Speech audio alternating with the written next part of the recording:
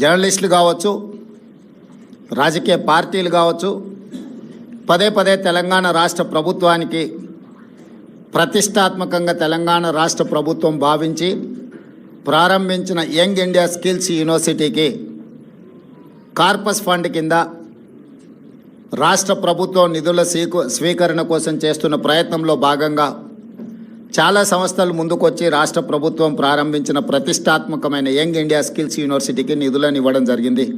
దాంట్లో భాగంగానే అదానీ సంస్థ కూడా 100 కోట్ల రూపాయలను కార్పొరేట్ సోషల్ రెస్పాన్సిబిలిటీ కింద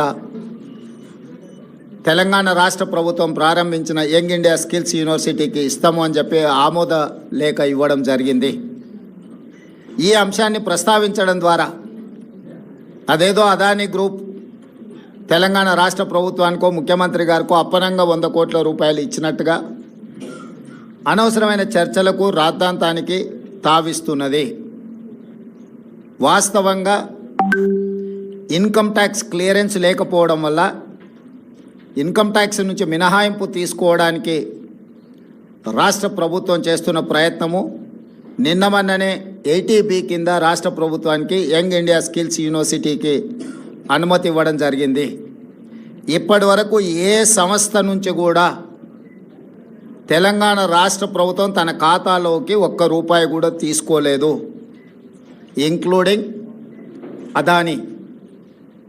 అయితే అనవసరమైన చర్చలలో తెలంగాణ ప్రతిష్ట కానీ వ్యక్తిగతంగా నా గురించి చర్చ జరగడం, మా మంత్రివర్గ సహచరులకు నాకు ఎలాంటి సుతారము ఇష్టం లేదు. అందుకే స్పష్టంగా నిన్ననే రాష్ట్ర ప్రభుత్వం తరఫున అదానీ గ్రూప్ ఆఫ్ కంపెనీస్కి మా అధికారి జయేష్ రంజన్ ద్వారా లేఖ రాయడం జరిగింది. జరుగుతున్న వివాదాలు, ఆరోపణలు, రకరకాల పరిస్థితుల వల్ల తెలంగాణ రాష్ట్ర ప్రభుత్వం మీరు ముందుకు వచ్చి ఉదారంగా తెలంగాణ యంగ్ ఇండియా స్కిల్స్ యూనివర్సిటీకి ఇస్తాన్న 100 కోట్ల రూపాయలను తెలంగాణ రాష్ట్ర ప్రభుత్వము స్వీకరించడానికి సిద్ధంగా లేదు. కాబట్టి దయచేసి మీ 100 కోట్ల రూపాయలను యంగ్ ఇండియా స్కిల్స్ యూనివర్సిటీకి బదిలీ చేయొద్దు అని చెప్పి విస్పష్టంగా వారికి లేఖ రాయడం జరిగింది.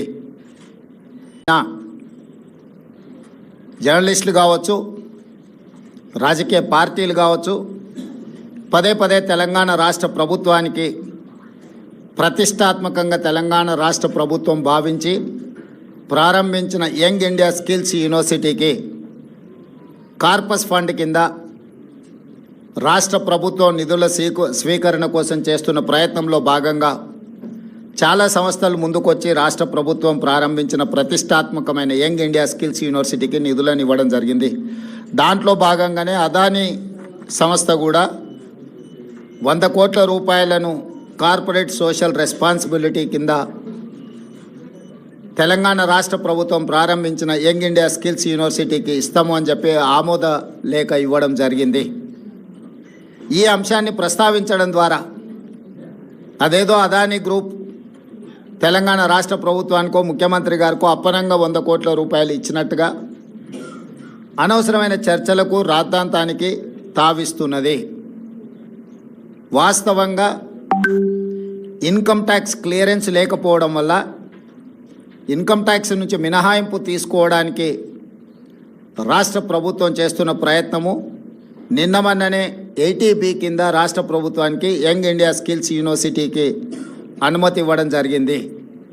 ఇప్పటి వరకు ఏ సంస్థ నుంచి కూడా తెలంగాణ రాష్ట్ర ప్రభుత్వం తన ఖాతాలోకి 1 రూపాయి కూడా తీసుకోలేదు, ఇంక్లూడింగ్ అదానీ. అయితే అనవసరమైన చర్చలలో తెలంగాణ ప్రతిష్ట కానీ వ్యక్తిగతంగా నా గురించి చర్చ జరగడం, మా మంత్రివర్గ సహచరులకు నాకు ఎలాంటి సుతారము ఇష్టం లేదు.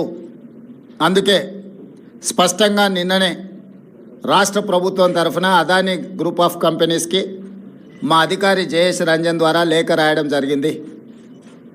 జరుగుతున్న వివాదాలు, ఆరోపణలు, రకరకాల పరిస్థితుల వల్ల తెలంగాణ రాష్ట్ర ప్రభుత్వం మీరు ముందుకు వచ్చి ఉదారంగా తెలంగాణ యంగ్ ఇండియా స్కిల్స్ యూనివర్సిటీకి ఇస్తాన్న 100 కోట్ల రూపాయలను తెలంగాణ రాష్ట్ర ప్రభుత్వము స్వీకరించడానికి సిద్ధంగా లేదు.